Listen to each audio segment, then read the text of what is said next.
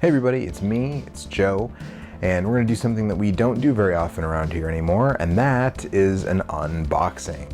So, as you probably all know, the Analogue Super NT has shipped out to the first round of pre-orderers, and actually first it shipped out to a bunch of sort of vintage gaming enthusiasts with large followings or media. Jeremy Parrish got one, the My Life in Gaming guys got one, the John at DF Retro, Digital Foundry got one, all these people, and I highly recommend you check all their videos out if you haven't. I'm going to try to do something a little different here. I'm going to unbox it, which I've only seen one other unboxing, and it was Mark from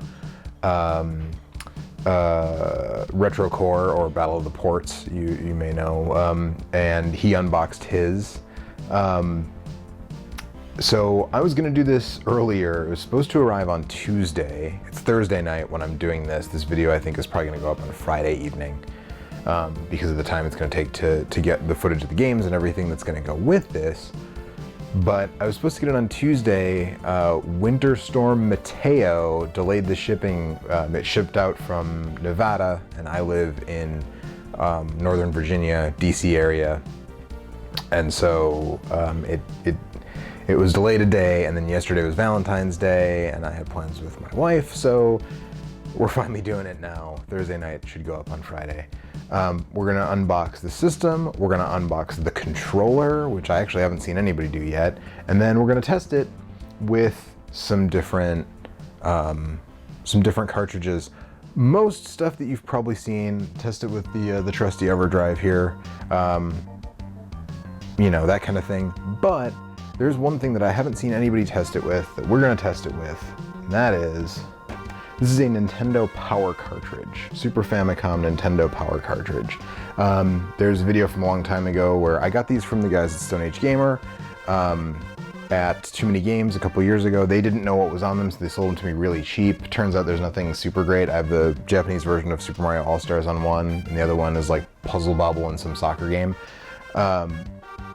You know, but nobody I have seen so far has tested these to make sure they work. And these do have the Super FX chip, or the expansion chip, with the 2 extra fins there, kind of on the connectors. So I'm curious to see if these actually will work. I'm sure they will, based on interviews I've seen with Kevtris, all that kind of stuff. Because these are basically kind of like an EverDrive in a way. You know, you had to use an official kiosk, but you loaded the games on. And so we're gonna test one of these, and make sure that they work. But I'm gonna use this to unbox it. So let's get to the unboxing. This is the box. I'm not going to show you the address label because my address is on there. So, and after I recently heard some news about like a couple, it's a YouTube channel that like some disgruntled viewer or non-viewer or whatever, like attacked them in their home. So I'm not in a rush to show my address off to strangers on the internet, sorry. But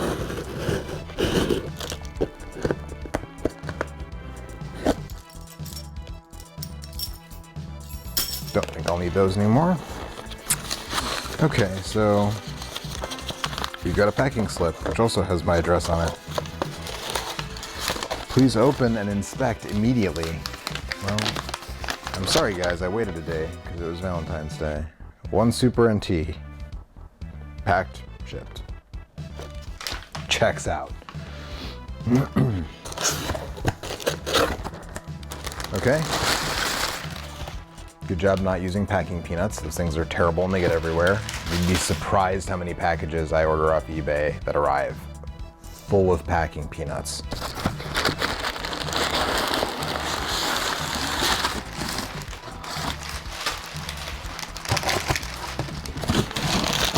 Can we not do this? Okay. Ooh. And there's something else in here. So, invitation to the founder of Analogue's wedding. No, it's probably not that. Actually, I know what it is because I watched Mark's video on the RetroCore channel. So I do actually know what this is, but I'm gonna act like I don't. Oh my goodness. It is the box to Super Turrican, the director's cut. So, I don't know if I'm actually going to pop this out, and like I could put it here with my other Super Nintendo and Super Famicom boxes, I suppose. So I do have a fair number of them. But I'm actually not sure that I'm going to actually do that because there's no cart to put in it, and there's none of the inner packing stuff that normally went in here. So this is super dope, and it actually even has a barcode. It has a UPC. So excuse me. Factor 5, and the cover art is the same. I believe I have a copy of Super Turrican around here. Oh no, I don't have Super Turrican. Never mind. But I'm pretty sure that's the original box art. It's weird because it's flipped. Most Super Nintendo boxes were not generally like that. Usually, yeah, cover art, wording is oriented the same way, but this one, I don't know. And there's a bunch of stuff about here on the back about what this game is, and if you don't know, it's included on the memory of the system, and it was Factor 5 designed it as a game for a 6 meg cartridge, and to cut costs they ended up doing a 4 meg cartridge that to cut a bunch of stuff out. So this is, you know, this is the real deal. A whole new level with new music, enemies, better sound effects and graphics, and there's even a new way to use the beam weapon. Super Turrican is undoubtedly one of the greatest run-and-gun games of all time. Originally rated 5 out of 5 by GamePro magazine and achieving an Editor's Choice Gold Award by EGM in 1993. Now you can play the complete Super Turrican for the first time ever. Only on the Super NT. Let's get to the main event.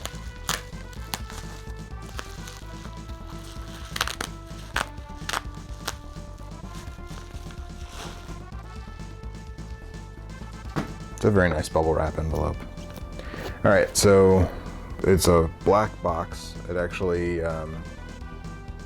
there's my camera and my lighting setup reflected in the cellophane. This is actually, it's not a cube, but it's sort of the way the lament configuration is described in the novel, The Hellbound Heart, on which Hellraiser was based. It's a flat, black, lacquered cube. So hopefully when I open this, a bunch of Cenobites don't show up and tear my soul apart. Thought I was done with that knife. Apparently I wasn't. So it appears that these have, the color is also noted on here, and there's a barcode on here, which is cool. I kind of find it hard to believe that these will ever be sold in stores, because it's a very boutique item. But better safe than sorry, I guess. You decide to sell it in a store later. You know? Alright. So there we go. That's the whole thing. It's the sticker. If we can get, there we go.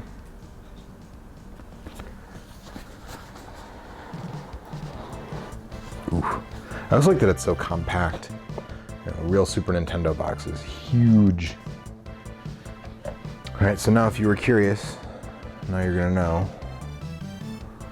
That is the one, the Japanese color scheme is the one I went with. Because I think it's cool. Oh, that's heavy. I've heard people say that.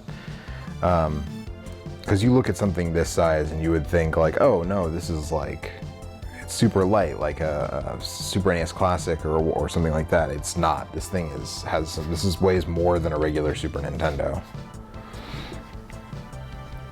So there it is.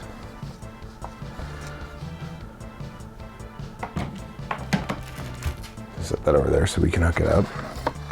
And there's a little booklet here. Play, plug it in, clean your games, handle with care. Use only the 5 volt 2 amp USB power supply on your Super NT or it may not function correctly. Hot tip. Super Turrican. This is the same description as is on the back of the box. Here's the sort of form factor. Sorry, the lights cause like an annoying glare. Form factor, and then there's like a grayscale picture of the Super Turrican art, which is cool.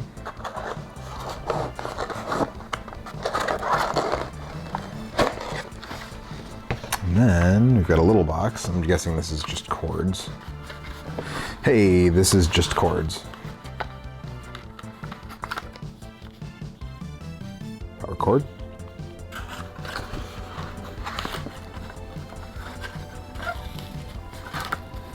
Delicious silica gel. No, don't do that. That's poison.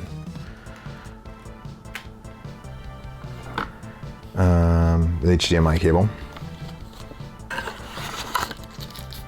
And this is the plug end to the power cable.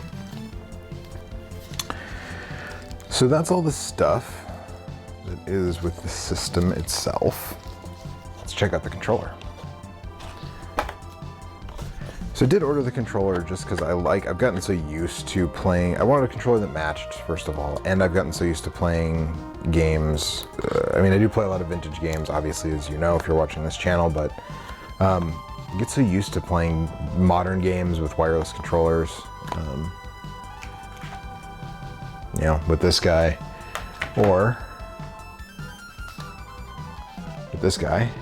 Which, by the way, people told me not to get one of these because they're so expensive, and I actually really like this thing a lot. So I thought it was worth it. They are expensive though, but. All right, so here's the box for this, the 8-bit Do retro set. So they came in special color configurations, and they also come with an adapter, which for less than it would usually cost to get the adapter and the controller separately. So this is like a partnership with Analogue in some way. Although they weren't sold by Analogue, so this actually arrived like 2 weeks ago, but I kept it in the box because I wanted to open it with the system and use it with the system. So the inside of this box is not nearly as fancy. This is oh, that's cool. So we've just got a white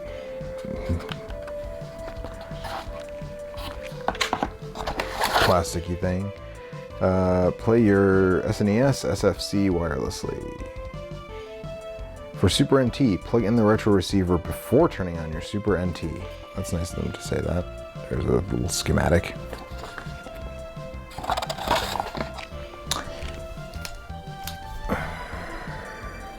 And then there's a power cable. Or a pairing cable, maybe both. So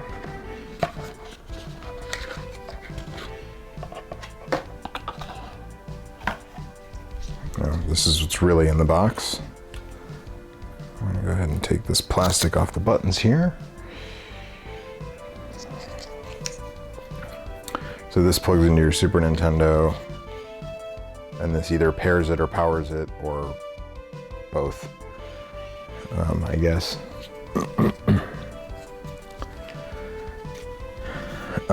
So, you know, I play Super Nintendo pretty frequently, as you know, again, if you watch this channel, because I do videos on Super Nintendo games. So the action on these buttons is really great. It feels really good. It feels like a Super Nintendo controller. It really does. Same size, same. What's interesting is that this one, because the Super Famicom controller did not have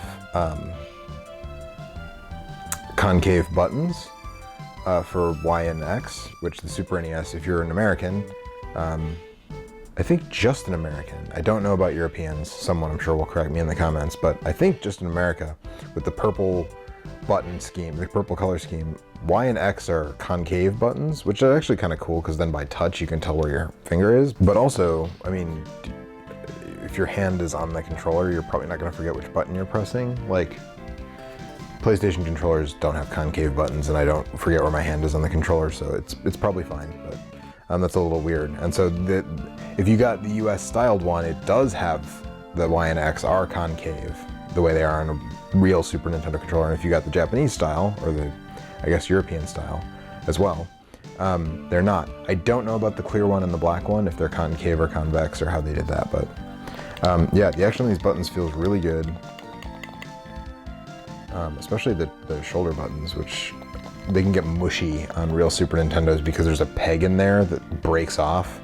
And when that happens, that's when they get mushy. So maybe that'll happen with this controller if it's not treated well for a long time. But hopefully that's not the case.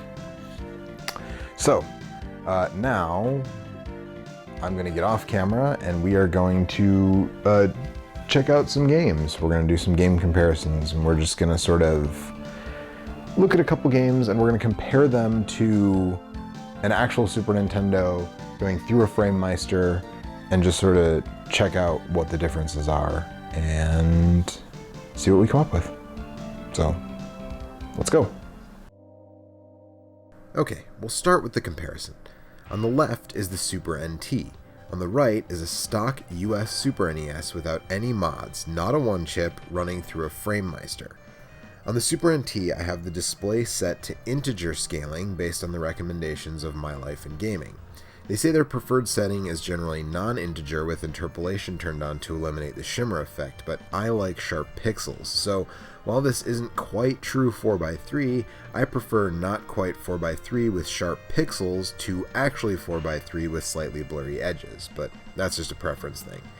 I don't have any of the filters or effects turned on either. On the Framemeister, I'm using Firebrand X's Super NES 5X scaler for 1080p. I have scan lines turned off on both because I hate them. Sorry. In terms of visual quality overall, you can see that the Super NES has a very noisy signal producing artifacting in solid colors. The Super NT doesn't have that, and that is one of the big reasons why I bought this piece of hardware. From an audio perspective, I couldn't perceive any difference.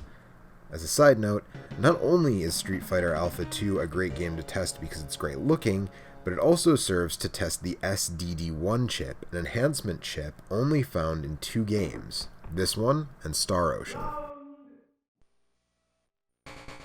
The second comparison we'll do is the Super Game Boy 2, the later Japanese variant of the Super Game Boy that corrects the clock speed issues with the original Super Game Boy.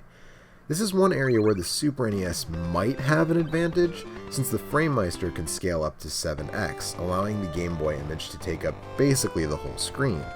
The most the Super NT can do with square pixels, which is correct for the Game Boy, is 5x. This is largely moot for me, since I tend to use a PAL GameCube with RGB cables and Extrem's Game Boy interface software for playing Game Boy games, but if this is a factor for you, it's something to consider.